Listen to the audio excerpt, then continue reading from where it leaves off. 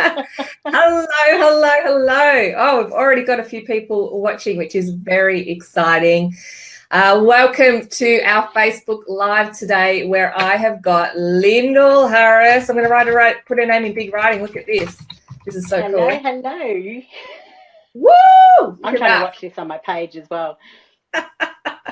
From the podcast VA. So I've invited Lyndal along today because Lyndal is a very interesting VA. She specialises in podcasting, and it's a topic that I'm very interested in personally. And I know a lot of business owners kind of know that there's something that they should probably either be doing in terms of having a podcast or listening to more of. So I want to have a little bit of a chat with Lyndal today about that. So I just want to start, Lyndal. What is a podcast? Oh, what is a podcast? Well, it's basically a podcast. The word podcast is a combination of two words of broadcasting and iPod, because that was when they first came out, back when iPods were the sort of big technology. But it's audio on demand, and I guess there's a few different ways to look at it. You can look at audio on demand. It can also be called webcasts and audio blogs and other versions. But a podcast is something you can subscribe to, and it works on an RSS feed. So when you subscribe through your podcatcher, it is basically delivered to your podcatcher every time a new episode is released. So if you like one and subscribe to it, you don't miss an episode. Ah, nice. Yeah, I get some emails sometimes when a new podcast has come up, or on my phone app, it'll tell me that someone's posted a new podcast. Yeah, very cool. Basically, on an iPhone, they come with the podcatcher as part of the native apps that come with it. So you have the little podcast app, but a podcatcher is just any app that you can use to listen to podcasts. So Stitcher have one. Spotify are also using playing podcasts now. There's lots of other ones, Pocket Cast, Castbox, etc., that you can use to subscribe. And yep, you can get notifications depending on how you've got it all set up. So this one here, let me look at my camera. That purple one is that's the one you're talking about. Yep, that's the native Apple podcatcher, and a lot of people use that if they've got the iPhone. But actually, on saying that, a lot of people are moving away from it because they're finding ones that are easier and more user friendly. But that one, you can't delete it off iPhones. It comes with it. That's the easiest way if you're an iPhone user to jump in, and if you're sort of dipping your toe in the water, have a look at that and start that way. Because I actually don't really use that one. I use Overcast, which is one here. Yeah. And I think that's just because I didn't know where the podcast one was, and I downloaded Overcast and it worked. So yeah, that is another really popular one actually. But a lot of people don't like it since the iOS 11 update. They don't like the Apple Podcast one anymore, so they're moving away from it. But yeah, there are better ones out there, I believe. Excellent. So what made you want to do podcasting? Well, I had a client, probably about 3 years ago, who I worked with, and he created the first Southern Hemisphere podcasting conference here in Australia. And so his name's Rosie Baz. It's a conference that still goes on. I don't work with him anymore, but it got me into a community of podcasters, and I got to start to know people, and I loved listening to them. And I was a virtual assistant. I'd been doing it for about 6 years before that. And I just decided to cross the two passions and go into that niche. And I also realized that podcasters need a lot of support in like a project management type of way, which was one of my skill sets. So that's how I got into it, and loving it. Were you worried that it might just be like a short-term trend? Yes, I was definitely. For a long time, I offered podcasting services as part of my other business before I rebranded and niched into purely doing podcasts. But then I started to see some of the bigger networks come on board, and as I was sort of doing more research and everything, I just noticed more and more people were saying that it's not going to go away. And I guess the reason it's so popular is because it's the only content that you can consume while you're multitasking. So you can't read a blog and do something else. You can't watch a video and do something else, but you can listen to the audio and be, I don't know, driving, running, doing some work and having it on in the background. So it's, yeah, lots of studies say it's not going anywhere, but hopefully not. I hope not too, because I want to launch one. So better hang around.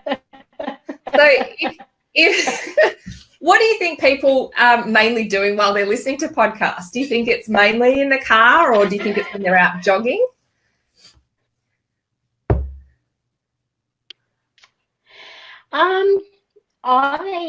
I would have thought it was more driving and exercising, but I think I showed a graph at the VA conference actually. So it'll be while they're doing, I don't know, they're ironing and washing up and all of that kind of stuff. They've got them on in the home.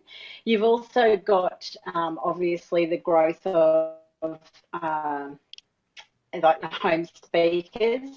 People are listening through that more and more. They're starting to listen through their Google speakers and their Apple. But then driving is closely behind that, and going for a walk and going for a run. I've listened to a couple of podcasts in the shower, I have to admit. And I never know whether that's something I should tell the podcast author or not. Oh, I hope we haven't lost Lyndal. She didn't want to hear about the shower story. That's what it was. So, Lyndal, you've faded out for a second. So I'm going to hold down the fort and see if we can get you back. Do we have any questions there? I've got a couple of people who are in the room. Great to see you. Do you have any questions? Oh, so Anita does while she's having a bath. Yeah, so I feel a bit weird because I shower in the nude. I don't know about you, but I do. So I do feel a little bit bizarre about it. But for a while there, I was listening to music in the shower, and then I thought, you know what, I might actually just pop a podcast on. And obviously I don't get through the whole thing in a shower. In a bath, you probably could, but not in a shower. But, yeah, and sometimes in the car, but usually not if there's kids in the car. Yeah, because I find that a little bit distracting. Hi, Effie, how you going? Yeah, hopefully we can get Lyndal back. She might jump out and back in again. We'll see how she goes. So she's jumped out for a second, so hopefully she will pop back in again. So Lyndal spoke at the Australian VA conference last week and spoke to other VAs about podcasting and how you can use that in your business, or how you can support people to have their own podcasts and how that all works. And it was really, really interesting. And it's not a new concept. Welcome back. But it is one that's taken, for the VAs, I don't think there's not a lot that are really running with it. So I thought I'd hold down the fort for you, Lyndal. I just had a little chat about how I listen to podcasts in the shower. Anita listens to them in the bath. I heard. I did hear the shower and the bath conversation. So, yeah. You could give them that feedback. I'm sure they'd love to give you a shout out. Yeah. Oh, maybe I will. I'm trying to think who I last listened to. I think it was, what's Lauren Bartley's one called? Oh, Business Addicts. Yeah. Business Addicts. I've listened to Business Addicts in the shower. Yeah. And I'm going to be meeting Lauren again soon. So maybe I'll tell her then. Effie's got a question. Not sure if that's related to today's question, Effie. So maybe we'll address that a little bit later. But so back to Lyndal and podcasting. What sort of tips would you have for someone who was thinking of starting their own podcast? Planning, I think, is the biggest thing. Like, lots of people ask, when they think about they're going to do a podcast, they'll start thinking about what mic to use, what software are they going to use, how are they going to get it onto Apple Podcasts, or formerly known as iTunes.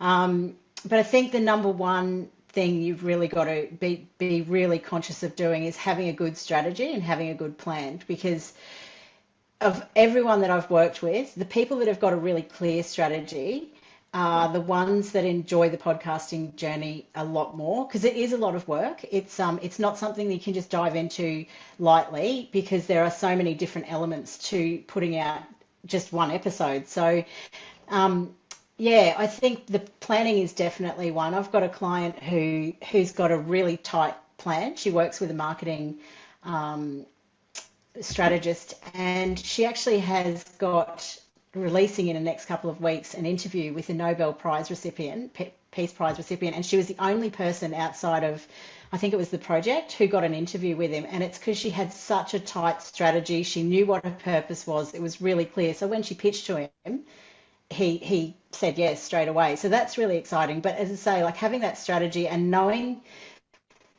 like certainly from a business perspective, if you're doing a business podcast, it's a little bit different if you're doing a hobby podcast. But if you're doing a business podcast, you want to know how it fits into your marketing activities and into your product ecosystem, how you're going to funnel them into your business, or what it's going to do for you. Otherwise, it does seem like a lot of time and effort and money to have a podcast. Yeah, I completely agree. At the moment, I haven't got that stuff set up, and that's what I need to be doing. And there is so much to consider with what I want to achieve from it, and how I'm going to do that. And even just, I've been a guest on a couple of podcasts, and even just that process of booking someone into interview and making sure that they're ready to go, and recording that and editing that and that sort of stuff. You really need someone. I think, it's just crazy to just be doing all that by yourself. So that's why I love that you set this up. I think it's really, really clever. Yeah, thank you. I spoke to just before, I can't remember if I'd actually niche my business, but I remember speaking to a podcaster at a meetup group in Melbourne, and she'd worked out her costs of doing all of her podcast episodes or everything for herself. And I think it worked out at about $40,000 or $45,000 a year for her to be creating, producing, and editing and everything her own podcast. So either which way, whether you're going to outsource it or whether you're going to do it yourself, there is a cost involved, and working that out can be a really good step in the first place as well. Because, yeah, as you say, there are lots of different things. Then you've got to write your show notes or have a graphic for your website, and all of those little bits and pieces take time to get together. Yeah, it's a lot. And if you know what you're worth per hour at doing your most valuable activity, and then you calculate that by how many hours you're going to be spending on this, I can just be insane. And of course, a podcast VA such as yourself isn't going to take as long as I would, for example, and wouldn't even be charging as much as most people who are doing podcasts, what they're worth at their most valuable per hour. So you will definitely come out ahead if you've got help. But also just in terms, like, that's financial, but in terms of having someone to guide and direct you and to tell you, what not to do as well as what to do. Because can you list off just some of the different things? Like if I want to do one podcast, what are some of the things that I need to do? Not in detail, but overhanging things. What elements are involved? Yeah. So to launch a podcast or just to record an episode? To record an episode. Okay. So you want to have good audio, because it is a crowded marketplace now to go into and launch a podcast or even be a guest on a podcast. You want to have good audio. So making sure that you've got it set up. So before I came on with you today, I didn't know how this technology worked. I get on and I test it first. So that would be something that I would suggest to people. Have a quick checklist to run through. Make sure that if you're recording on a piece of software and you've got to actually hit record as you start the software. I know that sounds really silly and basic, but there are so many people who forget to hit record if they've got to do it manually as they start, because they're into a conversation and they just launch in. So little checklist like that, and just having a clear process of what you do at the back end or post-production of each recording. So, you've got to edit it, you're going to put an intro and outro on it, are you going to change your episode artwork every time in your host? So I'll come back and maybe explain hosting in a minute.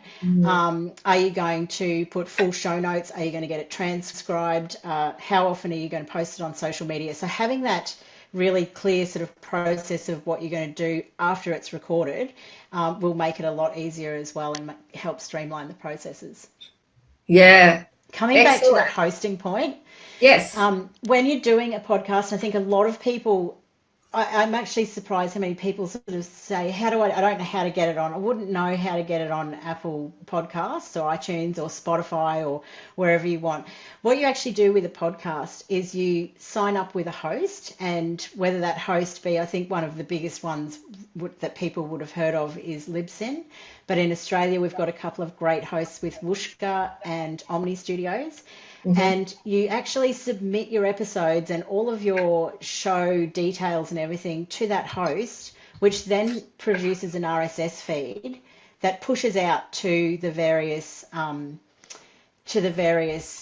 directories and where you have it. So you submit it to Apple Podcasts, you submit it to Spotify and Google Play and iHeartRadio and a lot of different places, but you actually just have to upload it to one place when you've done your episode, and it pushes out automatically to the others. Nice. That's a relief, because that's something that I really wasn't sure about until you spoke at AVAC. Just thinking, okay, well, how do I get it out there? If because people go, oh, you can listen on this, and you can listen on this, and you can listen on this, and you just go, you start thinking, have I got to put it in all these places? And it is quite confusing. Yeah. And so with the images and stuff that you use, I mean, it's an audio thing. Do you have to put a lot of energy into what it looks like and what your, introductory words and all that sort of stuff are? I think the thing to remember with that is that whatever you do with this podcast, it's part of your branding. Again, this is assuming that it's a business podcast, but even I guess if it's a hobby podcast, it becomes part of your brand. So when you are looking at doing cover art image, you want something, I always think something that matches your brand colors, or even if it doesn't match your brand colors, it fits in with your branding of your business.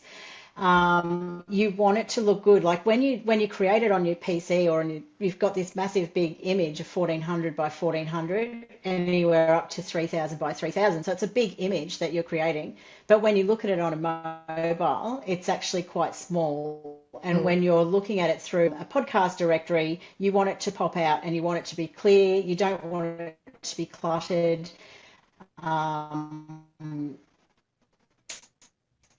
You want it to really sort of stand out so that someone looks at it and thinks, oh, okay, that looks good and it looks professional. Yeah. So as far as the graphic is concerned for the cover art, and then I would just create one graphic for that. But a lot of people do each episode as a blog post. So you might want to have a blog header, the title, you can change the episode. If you've got an interview style show, you can put the image of the guest in there. And that can be as simple as creating a template in Canva or Photoshop or something you just create, and that you're just really tweaking for each episode so that it's different when it's on your web. Yeah, we're losing you a little bit with the audio and the visual there. Just make sure that you've closed down anything else that you have. And you've got a good voice for radio, but your video, so that's why you're into podcasting. Mind you, I spent the last half an hour just shutting everything down on my computer and banning everybody from iTunes. And I'm on my 4G to try and make it better because my Wi-Fi is a bit dodgy. So is it all right? It is at the moment. It's blurry, but we can hear okay, so that's all right. Yay. Gotta love Australian internet and like broadband service. Well, yeah, as I say, I didn't even do it on Wi-Fi. I decided 4G would be better, but maybe not. It's all good. It's all good. Renee Hasseldine does that. She's got like a template for hers, and then she uses who she's interviewing as the image, and just changes what the title is. But they're all really, really consistent. And so straight away that it's hers. It's so consistent with the brand, but the person in the graphic is different. So yeah. Whereas there are some others that don't. They'll just have the same graphic for all of them. Yeah, and there are others that then use stock photo images for every episode that's completely different. But personally, I like that branded kind of template that fits in and it matches the cover art. And somehow you kind of bring in that cover art feel as well. I think they work really well. It helps just in terms of, like, we're all very, very busy. And I look at that when I'm in Overcast and I can see without even thinking which ones are Renee's, which ones are Lauren's, or whatever they might be, because they are so consistent. Even if they are different graphics, they're very, very consistent. Yeah, absolutely. So, and it's good for your branding. So exactly. Yeah. Just showing people this is my brand, this is how I roll. So so do your clients do much in the way of advertising during their podcasts? How does that work? Some of them do. So I've had clients that do have got mid-roll sponsors. So the way that sponsorship works is if it's a host-read ad, it works a lot better than if it's an ad that someone else has pre-recorded. In Australia, sponsorship is starting to take off more, and there's actually a couple of sponsorship agencies that podcasters can get in contact with and find brands that are aligning with their podcast. And I tend to refer people to those two. Well, I've got one agency I refer to in particular because not as many Australian podcasters are doing it like the States are doing it. So if you listen to an American podcast, they're or some of the really big podcasts like Oprah, for example, they've got ads through it that you can tell they're sponsor-read ads and they have a break and all of that kind of stuff. Australian podcasters are tending to do more sponsor-read. They can drop them into a certain section. The hosts like Wooshka and Omni Studios, you can actually mark in your episode where you want them to place an ads that are relevant to your podcast, but they don't necessarily place ads. That's just if you get things like I think Wooshka is if you get 5,000 downloads per episode, they will then contact you and say, okay, hey, you've got a pretty big podcast. Can we put some sponsorship ad rolls through there? And you can mark where they are. But in Australia, I think a lot of people are more monetizing it through their own business and trying to get business. And that's how it's, that's how they're monetizing it. Ah, that's so interesting. I had no idea that. That Wooshka did it that way. That's really cool because, and the only reason why it's come up is I've heard a couple in there where people there might be a little mini ad, but also with Kate Toon's podcast, I sponsored one of the episodes around virtual assistants, and so she read out a little blurby thing that we agreed on, and that was really good, and so I promoted it and she promoted it because the content was so relevant for both of us. It was really mutually beneficial. Yeah. So in terms of that is another way to do it, to have people do one-offs, or even if it's they'll do a season. Some people will sponsor a season. I think the big thing with getting a sponsor is having the numbers first. So launching and then being able to go and say, hey, this is the download numbers we've got. This is how many people we can potentially reach with your ad. And then there's other ways as well where people will pay to come onto your podcast. So if you've got a really successful podcast and that's where your niche is, then, or just where you want to get your message into that target, then I might pay someone to be on their podcast as a guest. So there's lots of different ways people are monetizing it. It's not just, I guess, the ad rolls, but Interesting. There's lots of creative ways around it. So there's heaps of different ways that businesses can actually benefit from podcasts without even necessarily just creating a podcast. Yep, absolutely. So a lot of people do it to build a brand, and we're seeing personal brand, getting their awareness, a lot of speakers and coaches and lots of but now we're actually seeing businesses, bigger businesses as well, podcasting. So people like GE have one, people like Booper. I think Booper's is about a fertility journey of somebody who is trying to get pregnant. So they're not necessarily doing a podcast that is about private health cover, but it's about something that their target market are interested in. That's interesting. And I like the idea of, and something I've been talking about, the idea of utilizing stories and stuff like that, because podcasting is obviously, it's not just business. I hear a lot of people talking about podcasts that they listen to that are, about unsolved murder cases and science stuff or animal related stuff, or just so many that I wouldn't have even thought to look at. I think you can find a podcast on just about anything. Like if you've got some quirky little hobby or love for anything, if you go and look for a podcast, I reckon you could find it. It's amazing the stuff out there. And I think I mentioned like podcasts tend to fall into two categories. They're entertaining or they're educational. Or there's a crossover of both, which are really interesting. But they're actually making TV series now, cast series, rather than it being the other way around. So there's lots and lots of, This American Life and Serial, they're two American podcasts. That's what really gave the podcasting industry a big boost. And they are, they're for entertainment. They're not business shows. So there's just so many different podcasts out there. You can find podcasts on anything. It's quite funny actually to spend some time in podcast directories and just seeing what's out there. I think I need to do a bit of that, because Serial was probably one of the first things, and I haven't listened to it, but it was one of the first ones that, popped up that people were like, I'm really listening to podcasts because I found that. And they just loved it so much. There must be a huge following. But yeah, it's really taken off in terms of being able to educate more on businesses. Can you set up podcasts so that people have to pay to listen to them? I don't think you can set it up that way, not that I'm aware of, but people do set up Patreon accounts.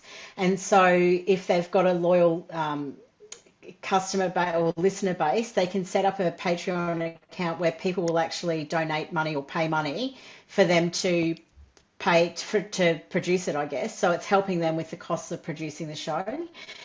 And quite a lot of the bigger podcasters are doing that now.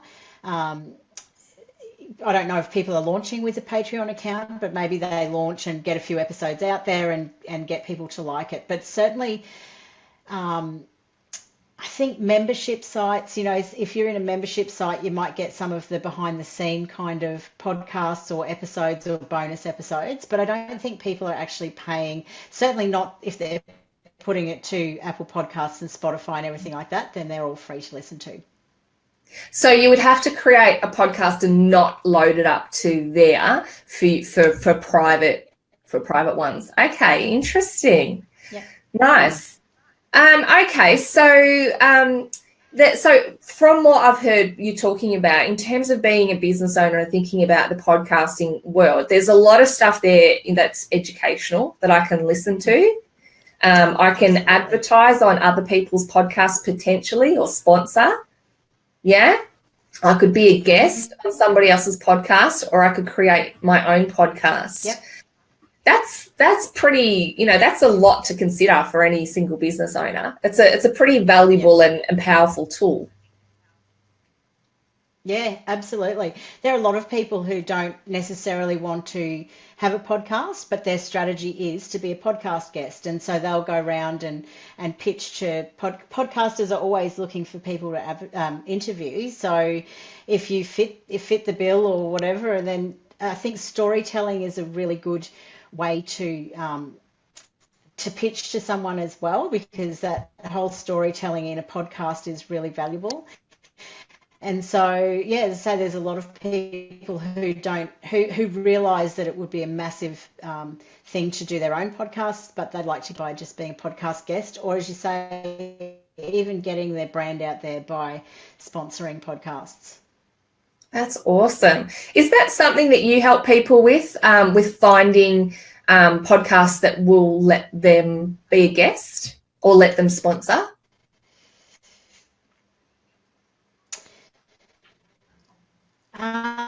No, not at this point. I've got lots of plans to expand and do different things. And I know that the guesting is quite a big, I've been asked a few times if that's something. On a one-on-one basis with some clients, but there's actually a website here in Australia called Podmatcher. Yeah. And that's, I believe they're going to have a site of that site website that will be, people who want to be guests, as well as people who are calling out for guests. And I know in the States there are quite a few of those services who will help people get onto being a guest and what have you. But at this point, no. I'll have to check that out, I think. I'm hoping that I haven't lost you again, Lyndal, because I'm guessing, no. there you are, moving again now. She's here. So anyone who is watching, do you have any questions for Lyndal? And I can see Anita made that comment before about how I've done that. She was referring to not pressing record on a webinar where Anita was actually my guest. So that was about a year ago, and she still hasn't forgiven me. I wouldn't either. So pressing that record button is very, very important. Just press it at the start and edit.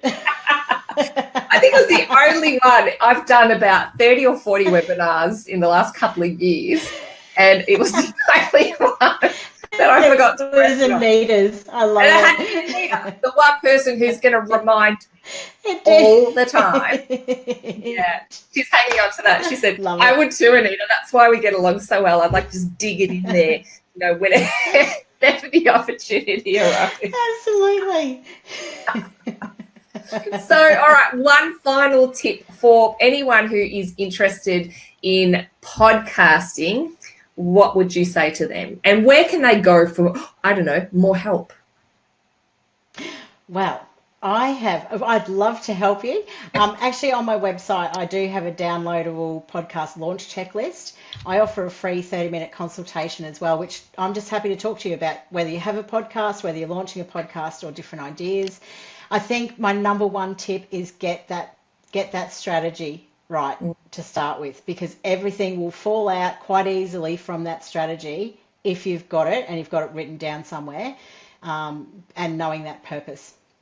Yeah, I agree, because you could very easily get lost with it. There is just so much to consider. It's a little audio TV show, and how many of us have produced a TV show? Yeah, and that's what's exciting about it. Publishing becomes, like this, it becomes available to everybody rather than sort of houses. So, yeah.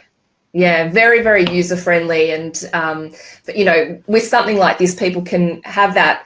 They can listen to it, they can watch it, they can read the little snippets that we pop up on the screen. It's really good for all different types of, information absorption. So that's anything else you want to add, Lyndal, or otherwise I think I've asked everything that I wanted to ask. Yeah, no, I think that was good. Unless anybody thinks there aren't any other questions, are there? So I can't see any questions, so you've got about 10 seconds to speed type a question before we finish up for today.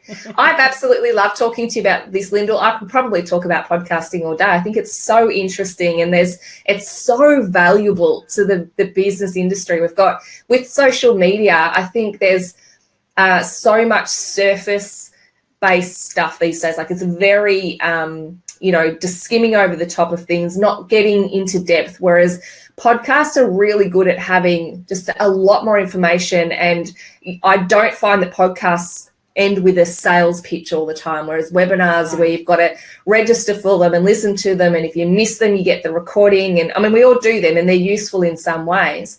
But with the podcast, as you said, it's on demand. It's just usually really great information from people who have put a lot of work into it, and you can stop and start as well. So I find that really, really good. I can just pause it if I'm driving along and I get to my destination or whatever, and then I can just continue later on. I find that really, really awesome. So thanks, Corinne. Absolutely. She's missed this whole repurposing. That would be, I'm not going to go right into That's massive. How did we miss that? Yeah.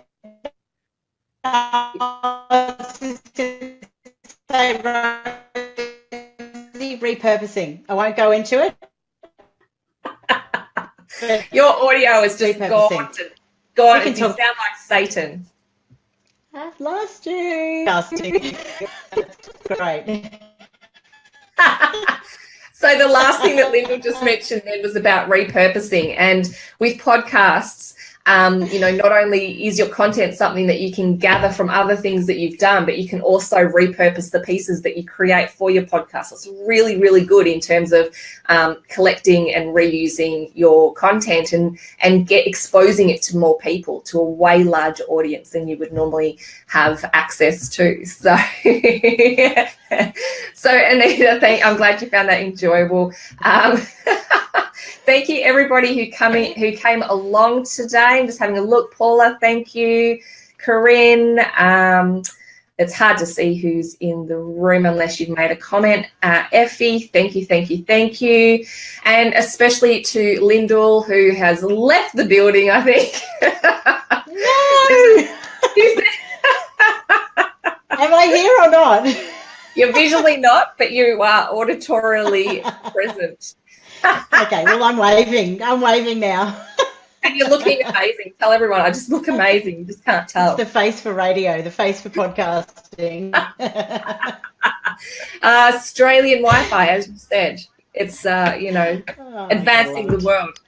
But thank you so much again. Anyone want more information, make sure you do touch base with Lyndal. You can put comments down below if you want to hear from her, or you can go to podcastva.com.au. She really does know pretty much everything you need to know about podcasting and has some really great contacts as well. So make sure you do so. And thank you so much for listening today. Lyndal, thank you for coming along. It's been heaps of fun. You're welcome. Thank you. And I'm just going to correct you there. It's .com. I'm not .au. Let me do that again. www.podcastva.com. All right. She doesn't want to be Aussie.com. Rosie. On that note, have a fantastic day, everyone, and thank you for coming along. You too.